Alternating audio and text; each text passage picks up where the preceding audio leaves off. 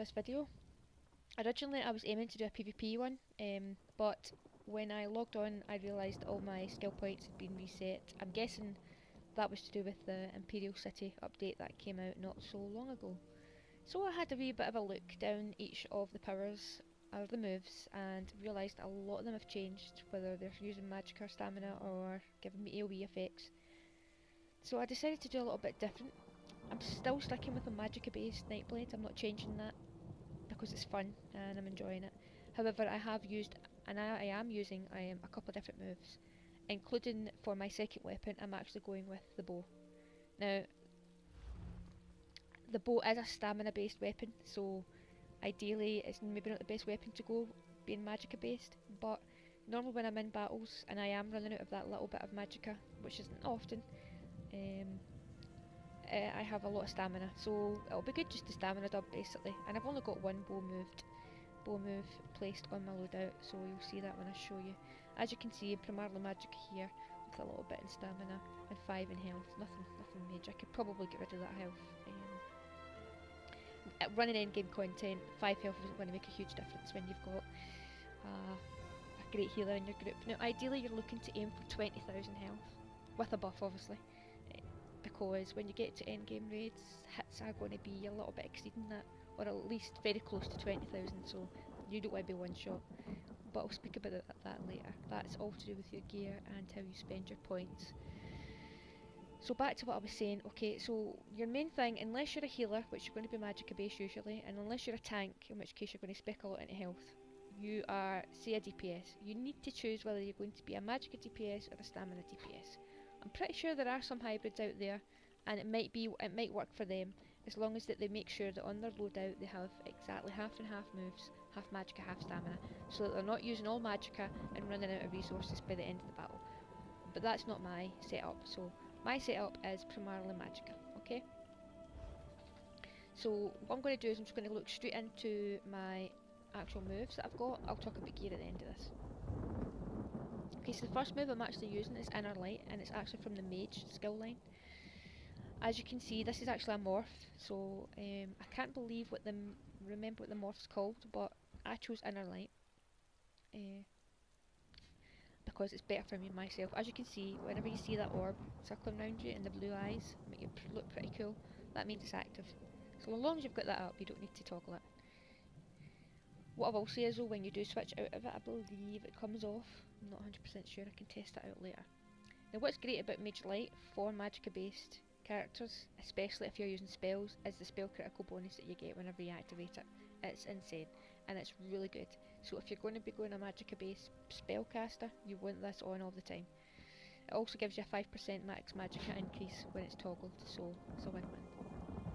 The next move I've got is from my siphoning tree line, and it's siphoning attacks. Now these are all morphs mostly, so I'm not 100% sure what the other morph will be, but these are the morphs I go for. So the reason I've chose siphon attacks is because it's a great wee buff as well. It basically saps enemies' power from them, okay? And for 15 seconds each basic attack restores 945 magic and stamina, and all known basic attacks have a 10% chance of restoring additional 1890 magic and stamina. So what's great about this move is, once I toggle Inner Light and then toggle siphon attacks, it means that every attack I get, I've got a chance of getting this. It's magic and stamina back, which is great for all my magicka based moves and the one stamina move that I have, so I have this one as well.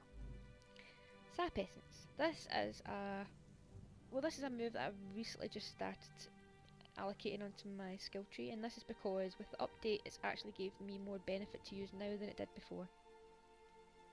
Again, this is from the siphoning line, of course, which is the line I use majorly for this build. And it basically deals 2,489 magicka damage to all nearby enemies, so it's got an AoE effect. But what's great about this move is that it also heals all the nearby allies for 1,095. So for maybe in a raid, we've got maybe a big bunch of ads, which you always do when you're in those raids, and you're all grouped up, you can pop this move and it does damage to all the other nearby enemies, and it heals all nearby allies. So it's great. And as you can see at the very bottom, if an enemy is hit, you gain major brutality and major sorcery, increasing weapon damage by 20%, which isn't too great because I'm not really using weapons except my bow, but the spell damage by 20% for 20 seconds is great. So, does not, honestly, it's brilliant. It's a good wee move. And again, it's just a recent one, so we'll see what it morphs into at the end. Fire ring is from my destruction staff. And it's pretty much just as it says. It releases a surge of flame to deal 2,489 flame damage to nearby enemies, an additional 1,565 flame damage over 10 seconds. So this is a damage over time effect, okay? So you pop this on maybe a boss and it will do some hit points over him over time. And it also has a 40% chance of being afflicted with burning for anybody that's hit with it. So it's just a destruction staff move. It's one of the best ones, so I recommend having it on. Elemental Drain is another one I've recently just decided to use. Again, it's got good effects for what I've decided to go for.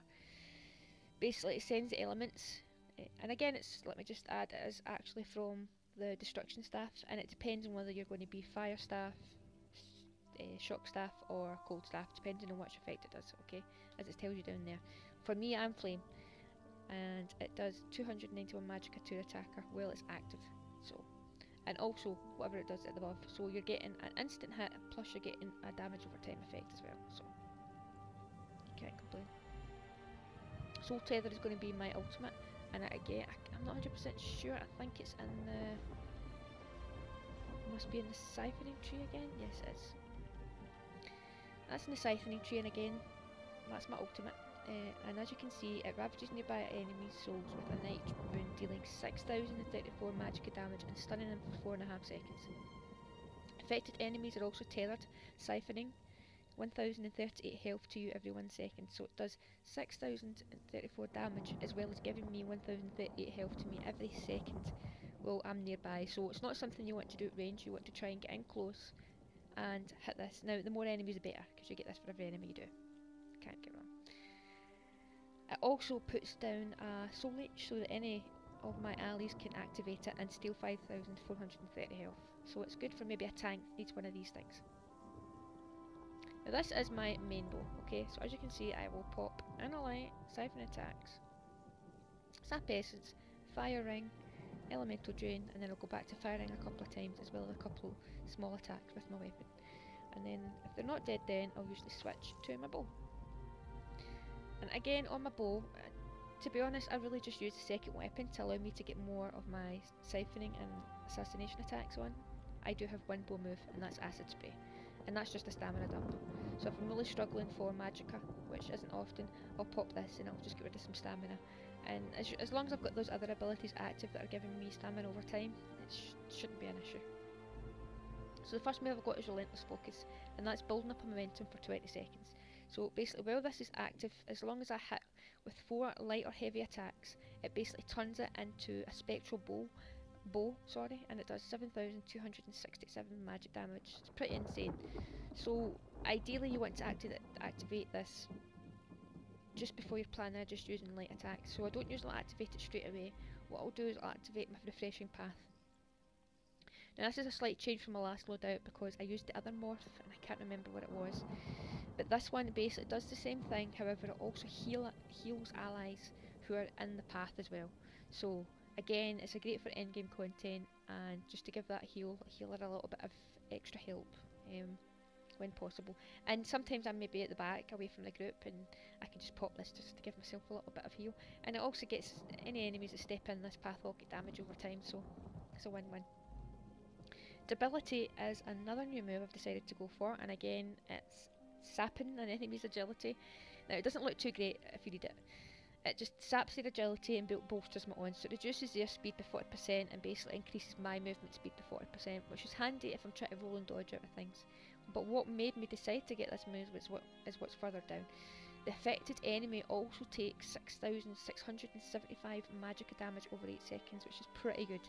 So if I pop this on a target, not only does it reduce his movement speed by 40%, it increases mine by 40%, does this amount of damage, and then on top of that, if the enemy dies while he's affected, I get 2,520 of that magicka back to myself. So it's a great wee move, and it's just one I've just recently came up against, so I've popped it on, and I'm going to test it out and we'll see what the morph is at the end. Sap Essence again is on this. And again, it's siphoning the vigour from the enemy, deals 2,354 magicka damage. It also heals allies. So I mean, I think altogether I've got 3 moves that does AoE effects as well as healing nearby allies.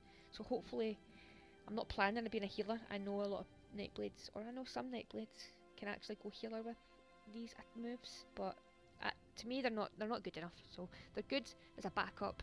If the healer maybe goes down and you want to pop a few moves, or the healer's struggling, then it's handy. But I don't plan on doing actual healing with this character. But there you go, that's another move that I've got on. And as you can see at the very bottom, if I hit an ally, I get major brutality, major sorcery by 20% spell damage. So great as well. And as I say, acid spray is my bow move for dumping stamina. Okay, it's pretty much self-explanatory. It does dealing 1,470 poison damage to enemies in front of me, and it reduces their movement speed. And it deals another 792 poison damage over 5 seconds. So it gives them initial hit, reduces their speed, and does them damage over time. And for my ultimate, again, is from the mage skill tree, and originally I morphed Meteor to Shooting Star, but when the update came out, it looks like they've changed it quite significantly. The other move, I can't remember what it was, or whether it was called this in the first place, but Ice Comet looks way better than Shooting Star. Basically, Ice Comet calls down a comet from the constellations, blasts an enemy with 7,554 cold damage to all enemies in that area, knocking them back, and it reduces their speed as well. It also, after impact, enemies in the target area take 2,188 cold damage every second. So you get an initial hit and then you get a damage over time. So Shooting Star was a great move before the update. I don't know if it still is, but Ice Comet's the way to go. So as you can see, that's my 2 moves. I've got Destruction Staff and I've got a bow. And I'm still primarily a Warlock build, which is all based on siphoning health, damage and power from enemies, healing myself and allies, and doing spell damage I can. Now, just a quick scratch over the surface of what gear I'm wearing, okay? All light, I believe. I do plan on using 6 traits, okay? So, I haven't unlocked any of them yet, or at least I think I'm at 5. Because there is a 6 trait line that is really great for spell. You're looking for spell critical. That is your key aim as a spellcaster. You're looking for spell critical. So the main hand I've got is a weapon with obviously weapon spell critical by 5%. Now I recently just changed this. Originally I was 2 destruction staff, so I still need to get a bow. Where is it? Here it is here. That actually will give me, you know, a net basically, like these guys. A trait, as you can see, 2 items, 3 items, 4 items, 5 items. So I'll need to get that made, but we'll get round to it. So you want to wear all light gear because that gives you magicka based stats. If you go stamina based, you want to look at medium gear because it gives you stamina based. I went Breton because Breton actually gives me great for magicka. Let me just check it out. I can find the thing. There we go. So there we go. That's what I get as a Breton. Light armor skill line for 15%, max magicka 10%, increases spell resistance, reduces magicka cost 10%. So it's a great wee race if you're going to go a magicka nightblade, okay? Or any sort of magicka based character who you're looking at maybe going Breton, okay? As I say, you want to stick to light gear that gives you magicka based bonuses. You're looking for any traits, any armor traits that give you spell critical. And I'll just show you it again. I can go to inventory. So as you can see, I'm wearing the Magnus set. Okay, as you can see, the 4 items gives me 114 spell damage. And I believe I've also combined this with, I think it's this, so it's a Magnus set and the Twilight Embrace set. Again, 3 items give you 608 spell critical. So if you've only got a 3 trait, you're looking for Twilight Embrace. That's a great wee set for that. And then, in fact, Twilight is actually a 4 trait set. So if you've got 4 traits, research for each item, that's what you want to go for. If you've only got 3, you're looking for Ashen Grip, which is a great wee one. And like I say, and if where you can, you want to get Magnus Gift, okay, which is a great set. Okay, I think that's really everything I can think of. I'll attach a little video of just doing some damage. I've not popped a buff, so my health goes down pretty fast, but to be honest, I was taken off guard when it happened. I was actually in the middle of doing this video when I was jumped, so. But yeah, I'll attach it anyway just to show you how I use the moves.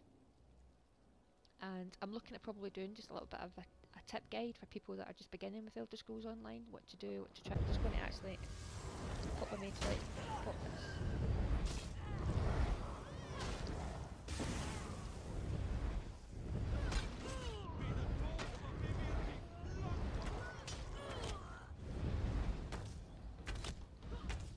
Okay, sorry about that. That didn't look too great because I wasn't actually prepared. So let's just move out the road. Aye, aye, I'll do this.